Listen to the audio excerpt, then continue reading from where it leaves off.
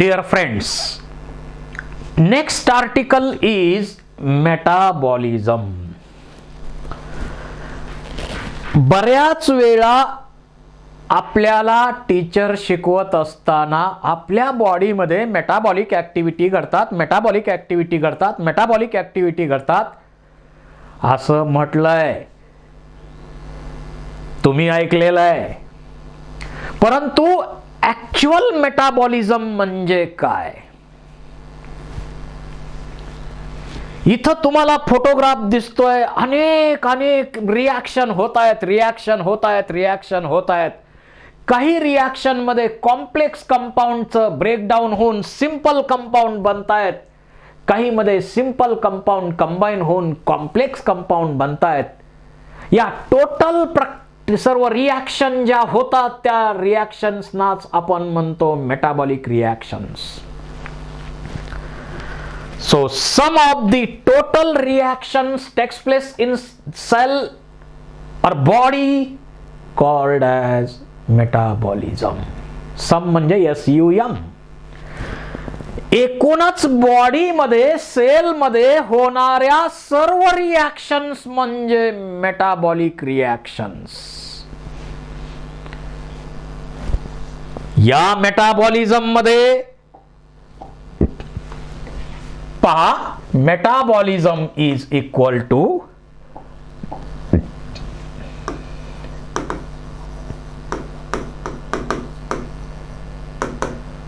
anabolism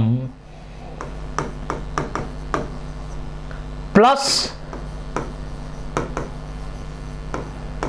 कॅटाबॉलिझम. anabolism म्हणजे constructive reactions construction. आपल्याकडं अनेक ठिकाणी कन्स्ट्रक्शन कंपनीचे बोर्ड लावलेले दिसतात. वाळू, विटा, सिमेंट, टाइल्स, अन्य प्रकारचं मटेरियल एकत्र करून बिल्डिंग बांधणे म्हणजे कन्स्ट्रक्शन. म्हणजेच अनेक प्रकारचे रॉ मटेरियल एकत्र करून एक प्रॉडक्ट बनवला जाणे म्हणजे कन्स्ट्रक्शन. एक्झाम्पल ॲनाबॉलिझमचं घेता येईल आपल्याला फोटोसिंथेसिस.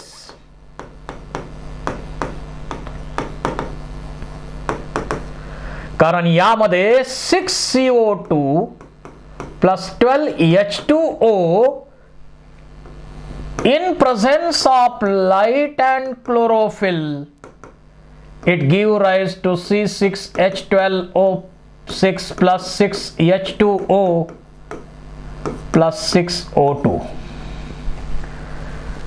CO2 आणि वॉटर सारख्या रॉ मटेरियलचा उपयोग करून लाईट आणि क्लोरोफिलच्या मदतीनं फूड तयार करणे, शुगर तयार करणे म्हणजे कन्स्ट्रक्शन. ॲनाबॉलिझम त्यालाच आपण फोटोसिंथेसिस प्रोसेस म्हणतो. So photosynthesis is a good example of anabolism. जसं एखादी बिल्डिंग बांधणे म्हणजे कन्स्ट्रक्शन आणि रोडवरच बांधली, नगरपालिकेच्या महानगरपालिकेच्या हद्दीतच बांधली, त्यांच्या जागेतच बांधली तर नगरपालिकेचे बुलडोजर येणार आणि पुन्हा तोडणार. हे तोडणे म्हणजे डिस्ट्रक्शन. आणि इथं डिस्ट्रक्टिव्ह रिॲक्शन्स कोणत्या आहेत तर कॅटाबॉलिक रिॲक्शन्सना आपण डिस्ट्रक्टिव्ह रिॲक्शन म्हणतो. एखाद्या प्रोडक्टचं ब्रेकडाऊन होऊन पुन्हा सिंपल कंपाऊंड तयार होत असतील तर त्याला डिस्ट्रक्टिव्ह रिॲक्शन्स किंवा डिस्ट्रक्शन म्हणायचं.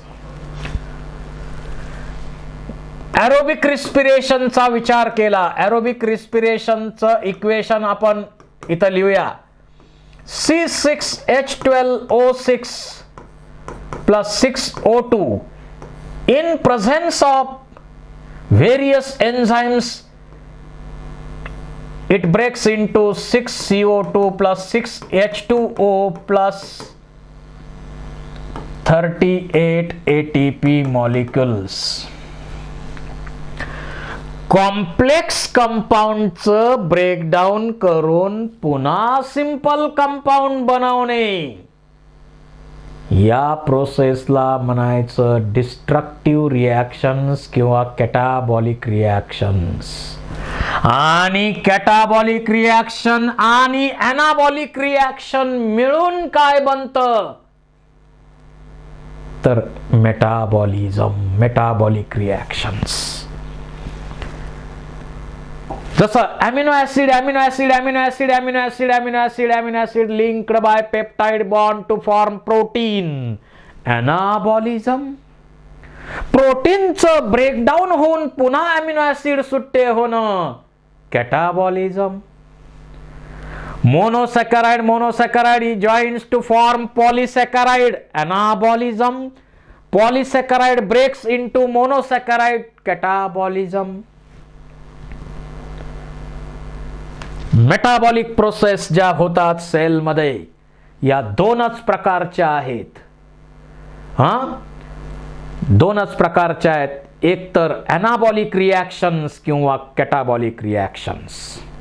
All biochemical reaction takes place inside living system together constitute metabolism.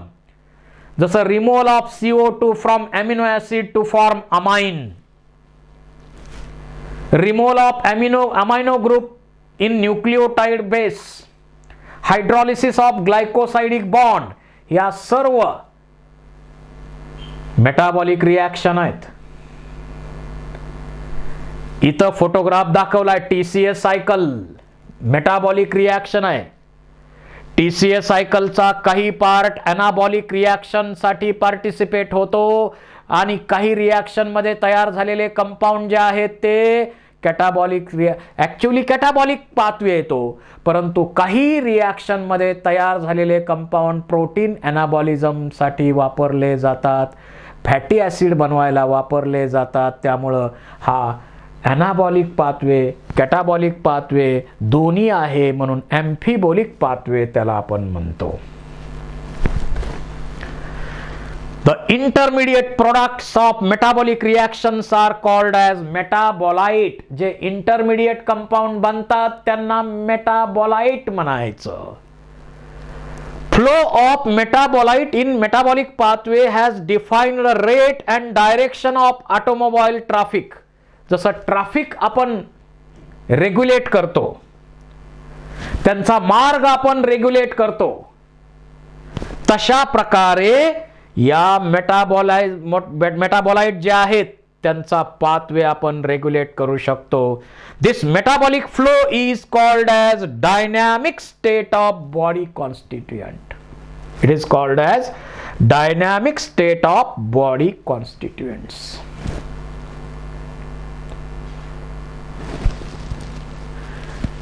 आता हे जे मेटाबॉलाइट असतात ते दोन टाईपचे आहेत, प्रायमरी मेटाबॉलाइट आणि सेकंडरी मेटाबॉलाइट. प्रायमरी मेटाबॉलाइट म्हणजे they have identifiable functions in physiological processes and necessary for life. जे कंपाऊंड फिजियोलॉजिकल प्रोसेस साठी अत्यावश्यक असतात, लागतातच, त्यांच्याशिवाय लाईफ मेंटेन करणं शक्यच नाही, त्यांना म्हणायचं प्रायमरी मेटाबॉलाइट. जसं मला सांगा, कार्बोहायड्रेट्स असतील, प्रोटीन्स असतील, फॅट्स असतील, विटामिन्स असतील, यांच्याशिवाय जगणं शक्य आहे का? लाईफ शक्य आहे का? नाही. म्हणजे ते काय झाले? प्रायमरी मेटाबॉलाइट्स. परंतु काही कंपाऊंड ते डायरेक्टली ग्रोथ मध्ये इन्व्हॉल्व होत नाहीत, मेटाबॉलिझम मध्ये डायरेक्टली इन्व्हॉल्व होत नाहीत, डेव्हलपमेंट रिप्रोडक्शन मध्ये इन्व्हॉल्व होत नाहीत, परंतु त्यांची पण गरज लागू शकते. त्यांना आपण म्हणतो सेकंडरी मेटाबॉलाइट. जसं अल्कलॉइड्स असतील, पिगमेंट्स असतील, टर्पेनॉइड्स असतील, इसेन्शियल ऑइल्स असतील, काही टॉक्सिन्स असतील, लेसिटिन असेल, लेसिटिन्स असतील किंवा ड्रग्ज असतील, असे कंपाऊंड गरजेप्रमाणे आपल्याला लागू शकतात, पण अत्यावश्यक नाहीत ते. त्यामुळे त्यांना सेकंडरी मेटाबॉलाइट म्हणायचं. आता एक्झाम्पल पहा इथं, पिगमेंट, कॅरोटिनॉइड, अँथोसायनिन सारखे पिगमेंट लागतात ना. जसं आपण व्हॅनिला आईस्क्रीम खातो, आईस्क्रीमचा मुख्य घटक पाहिजे, पण व्हॅनिला फ्लेवर आपण सेकंडरी मेटाबोलाइट आहे ना, व्हॅनिला फ्लेवर पाहिजे की नाही, त्याच्याशिवाय टेस्ट येणार आहे का? नाही. Vanilla secondary metabolite. अल्कलॉइड्स जसं morphine, codeine, terpenoids, monoterpenes, diterpenes, essential oils, lemon grass oil असेल, टॉक्सिन्स, ॲब्रिन, रेसिन, लेक्टिन्स असतील, कॉन्कॅनव्हेलिन ए, ड्रग्ज असतील, विनब्लास्टिन, विनक्रिस्टिन, विनब्लास्टिन, कर्क्युमिन असतील, पॉलिमेरिक सबस्टान्सेस असतील, रबर, गम, सेल्युलोज, हे सेकंडरी मेटाबॉलाइट इथं photograph दाखवलेले आहेत. कॅरोटिनॉइड, आपल्याला पिवळ्या रंगाची फळं दिसतात, कॅरोटिनॉइडमुळे दिसतात. अँथोसायनिनमुळे वेगवेगळे कलर फुलाचे ह्याचे सगळे दिसतात आपल्याला.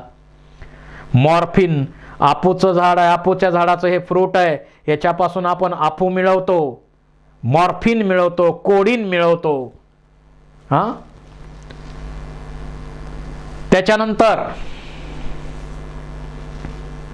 त्याच्यानंतर इकडं आणखी पहा, युकॅलिप्टस ऑइल, निलगिरीचं तेल आपण वापरतो. सिनॅमॉन फ्लेवर, क्लोज, लवंग, जिंजर, आल्यामधून आपल्याला ॲरोमा मिळतो, सेंट मिळतो, येलो फ्लावर्स जे आहेत ते काही मधून, lemon grass, abrin obtained from rosary pea, ricin obtained from Ricinus communis, castor पासून मिळतं आपल्याला ते. Concanavalin A is obtained from Canavalia ensiformis, jack bean पासून ते मिळतं आपल्याला.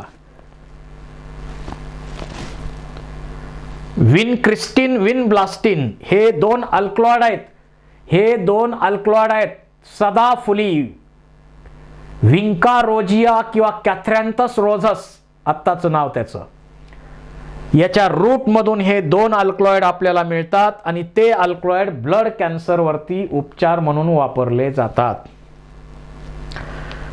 Curcumin, curcumin obtained from turmeric, हळदी पासून आपल्याला कुर्कुमिन मिळतंय. रबर, गम हेही आपल्याला मिळतात वेगवेगळ्या प्लांट पासून. बघा इथं मल्टी स्टेप रिॲक्शन आपल्याला दिसतात. अनेक प्रकारचे कंपाऊंड्स यामध्ये इन्व्हॉल्व होतात. मेटाबॉलिक पाथवे यामध्ये काहीमध्ये रॉ मटेरियल पासून प्रॉडक्ट बनवला जातो, काहीमध्ये एखाद्या प्रॉडक्टचं ब्रेकडाऊन होऊन पुन्हा सिंपल कंपाऊंड तयार होतात. यामध्ये काही कॅटाबॉलिक पाथवे असतील, काही एनाबॉलिक पाथवे असतील, पण टोटली आपण त्याला काय म्हणतो? Metabolic pathways. Anabolic pathway simple compounds पासून कॉम्प्लेक्स कंपाऊंड बनवणं, एनर्जी कंझ्युम केली जाते यामध्ये. जसं ॲसिटिक ॲसिड पासून कोलेस्ट्रॉल, अमिनो ॲसिड पासून प्रोटीन, फोटोसिंथेटिक प्रोसेस यामध्ये एनर्जी वापरली जाते आणि कॅटाबॉलिझम मध्ये कॉम्प्लेक्स पासून ब्रेकडाऊन होऊन सिंपल कंपाऊंड बनतात, एनर्जी रिलीज होते. जसं एरोबिक रिस्पिरेशनची प्रोसेस, एनर्जी रिलीज होते त्यातून. The energy released to catabolism stored in the form of chemical bonds, then needed chemical bonds utilized biosynthesis, osmotic and mechanical works. जसं ATP सारखा compound आहे. जसं आपण मगाशी सांगितलं C6H12O6 plus 6O2 it give rise to 6CO2, 6H2O and 38 ATP. ATP adenosine triphosphate, adenosine triphosphate याच्या मध्ये जे केमिकल बॉन्ड आहेत त्या केमिकल बॉन्ड मध्ये एनर्जी स्टोअर केलेली आहे. पहिला जो फॉस्फेट बॉन्ड आहे त्याच्यामध्ये 3.4 किलो कॅलरी एनर्जी स्टोअर केलेली आहे. दुसरा जो केमिकल बॉन्ड आहे, पहिला इथं दाखवलाय 3.4 किलो कॅलरी एनर्जी दाखवलेली आहे, याच्यामध्ये आहे. दुसरा जो बॉन्ड आहे एडीपी बनला तर त्यामध्ये 7.3 to 7.5 किलो कॅलरीज. आणि तिसरा बॉन्ड हा वीक बॉन्ड असतो, हायड्रोजन नाही पण वीक बॉन्ड असतो. हाय एनर्जी बॉन्ड असतात ते, हायड्रोजन नाही. वीक बॉन्ड आहे, याच्यामध्ये सुद्धा 7.3 to 7.5 किलो कॅलरी एनर्जी असते. आणि ज्यावेळी कधी एनर्जी लागते त्यावेळी एटीपीचा तिसरा बॉन्ड जनरली ब्रेक होतो आणि त्यामधून 7.3 किलो कॅलरी किंवा 7.5 किलो कॅलरी एनर्जी रिलीज होते आणि ही लाईफ प्रोसेसेससाठी वापरली जाते. तर एनर्जीचं चलन कोणतं, which of the following acts as a energy currency of cell, तर ATP is energy currency of cell. आणि ही प्रोसेस रिस्पिरेशनमध्ये एटीपी बनतात, रिस्पिरेशनमध्ये एटीपी बनतात. फूडचं ब्रेकडाऊन करून कॅटाबॉलिझममध्ये, फोटोसिंथेसिसमध्ये सुद्धा एटीपी बनतात, पण एका रिॲक्शनमध्ये बनतात आणि दुसऱ्या डार्क रिॲक्शनमध्ये वापरले जातात.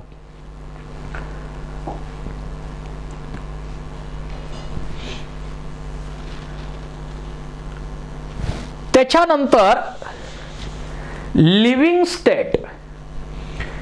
In organism metabolites are present in different concentration. Living स्टेटमध्ये आपल्याला काय स्टडी करायचं आहे, ऑर्गॅनिझममध्ये वेगवेगळ्या कॉन्सन्ट्रेशनमध्ये मेटाबॉलाइट असतात, मग ते प्रायमरी असो नाही तर सेकंडरी असो. जसं blood concentration of glucose in normal person is 4.2 to 6.1 mmol per liter. Concentration of hormone is nanograms मध्ये असतं.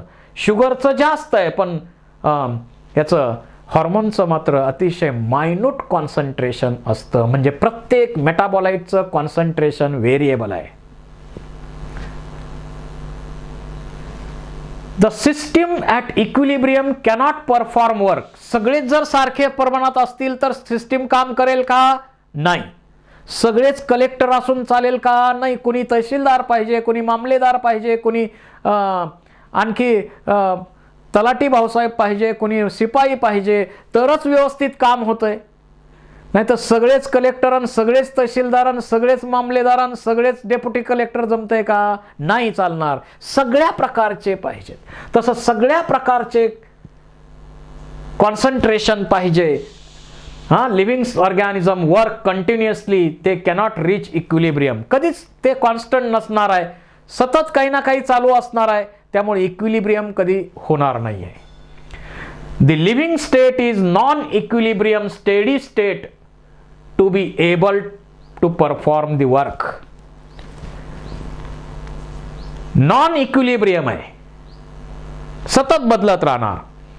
Living process is a constant effort to prevent the falling into equilibrium. Constant effort घेतले जातात. This achieved by energy input obtained from metabolism. Metabolism मधून energy मिळते, त्याच्या सहाय्याने हे केलं जातं. So living state is without metabolism. No living state. Metabolism मुळेच हे सगळं घडतंय ना. जर मेटाबॉलिझम नसेल तर लिव्हिंग स्टेट आहे का? शक्य आहे का? No possible. Without metabolism living state is not possible. Not possible. So this is about living state. Thank you very much.